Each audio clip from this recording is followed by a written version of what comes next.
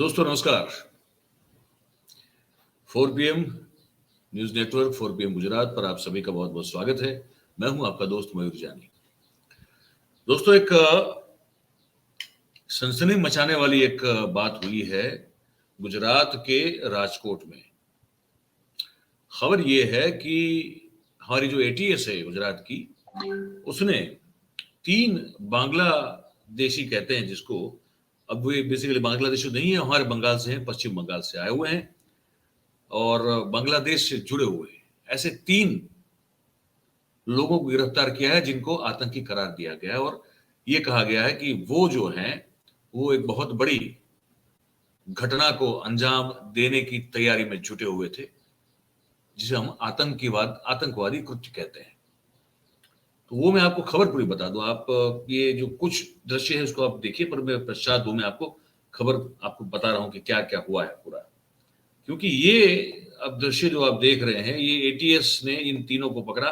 हालांकि इनका चेहरा जो है मीडिया के सामने प्रस्तुत नहीं किया गया है, उनके फोटोज सिर्फ दिए गए हैं।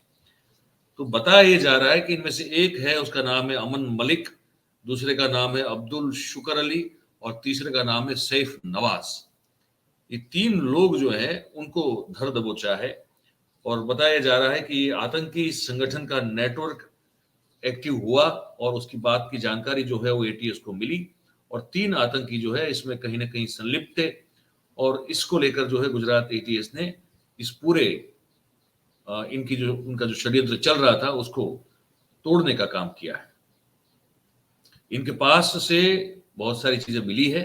बताया ये जा रहा है कि और ये कहीं ना कहीं अलकायदा से जुड़े हुए हैं, उनकी मानसिकता से या तो उनकी सोच से जुड़े हुए हैं, ये भी बताया जा रहा है। और ये पूरी जानकारी मैं आपको बता दूं, जो जो बताया गया अभी, तो अलकायदा संगठन से जुड़े हुए जो ये पश्चिम बंगाल के ये लोग, उनका ये वतनी है, वहां के वो वतनी उनका।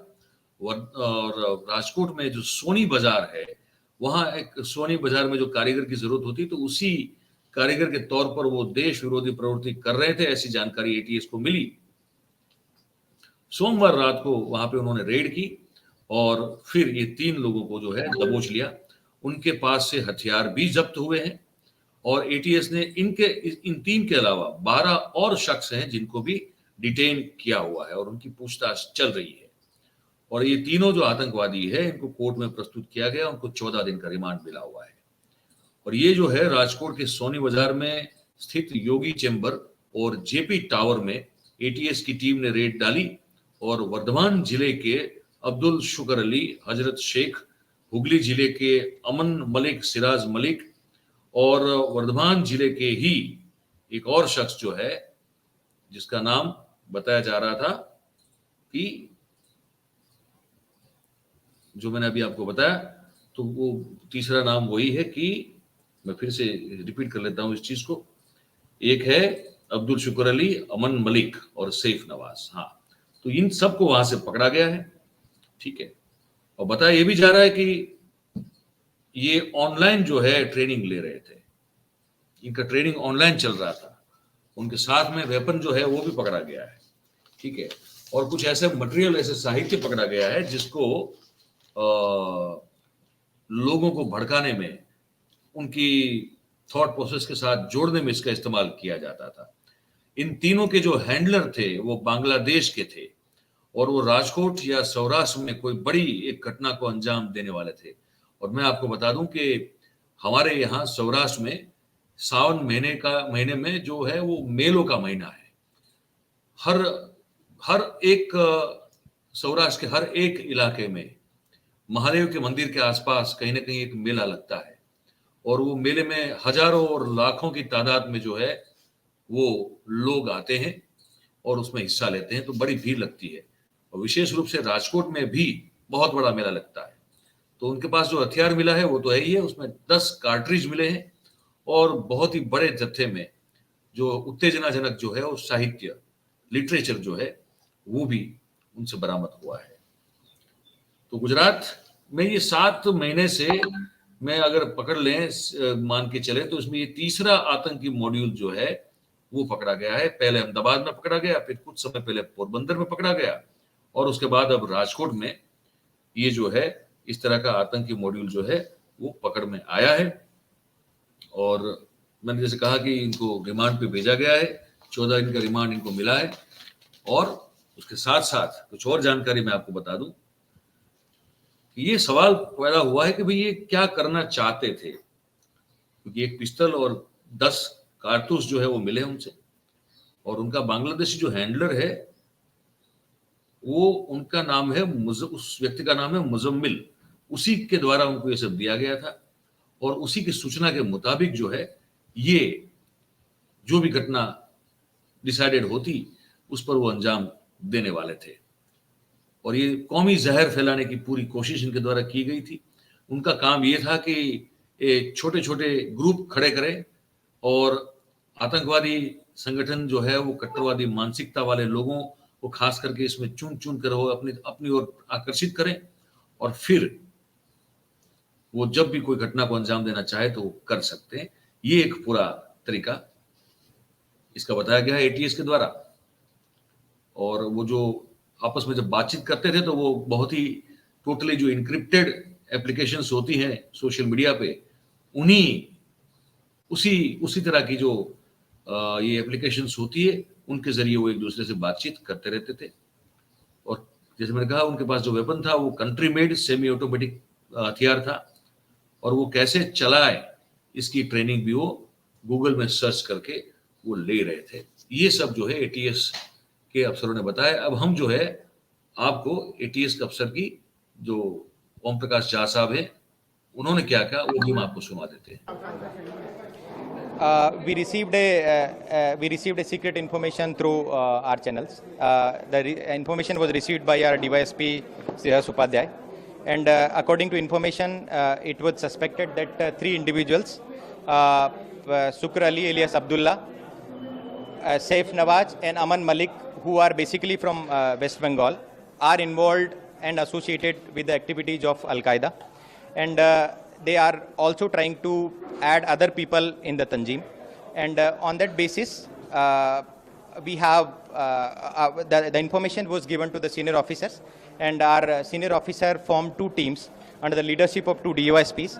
And these 2 teams were keeping watch through technical and human means from last 3-4 days. And yesterday on 31st July, we apprehended and detained 3 individuals. And these 3 individuals, and from these 3 individuals, we found out a weapon, which is a semi-automated country-made pistol with 10 rounds, and a lot of. We also seized 5 mobile phones from these 3 individuals, and these mobile phones were having a lot of radicalizing material, and not only radicalizing material but also material which is associated with the jihad activities and the terror activities. And in that way we are trying to find out that who all their handlers were. Till now our investigation has found out through their interrogation that they were associated with their foreign handlers, and through the encrypted messaging apps like Telegram and Conversation and Element, and the further investigation is on. So what was the motives behind this? The people are coming from West Bengal, staying here for a year, and now doing some anti activities here. What exactly their motive at the local level, we are yet to ascertain.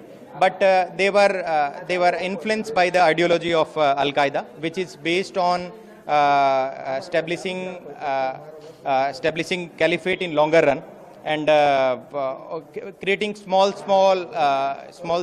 cells in almost all different places, and this is how we would detain him and found him. So a lot of radical literature being found from the groups, etc.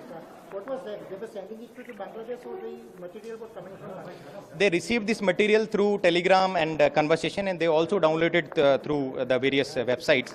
And from where and who sent them, we are trying to ascertain through the technical analysis. And after the forensic analysis, we will be able to exactly tell you that from where it came. Thank you. We received a secret information through our channels. The information was received by तो ये झा साहब थे, ओम प्रकाश शाह, उनका ये कहना था, अंग्रेजी में कहा, लेकिन वो वही है सब चीजें जो बेसिकली मुख्य रूप से मैंने आपको हिंदी में इससे पहले आपको मैंने बता दिया है। छोटे छोटे ग्रुप खड़े करने की उनको जो है वो एक हिदायत दी गई थी, जिसको हम लोग एक तरह से कह सकते हैं कि जब तक उसका काम नहीं तब तक वो स्लीपर सेल हैं, और जब उनको काम कुछ सौंपना होगा तो फिर वो एक्टिव हो जाएंगे। तो उस तरह की जानकारी जो है वो ये झा साहब दे रहे थे एटीएस के हमारे। तो ये भी है,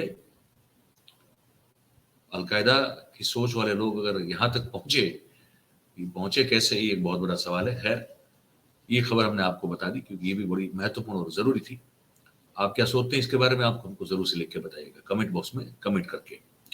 बात अगर आपको हमारी अच्छी और सच्ची लगती हो तो फिर इस वीडियो को लाइक करें, इसकी लिंक को शेयर करें हो सके उतना, और हमारी जो चैनल है 4 PM और 4 PM गुजरात, तो इनको आप जरूर से सब्सक्राइब करें और अपने आसपास के लोगों से जरूर से करवाएं, ये आपसे गुजारिश है। इस कार्यक्रम में आप सब लोग जुड़े हमारे साथ, आपका बहुत बहुत धन्यवाद करते हैं। Thank you very much. नमस्कार।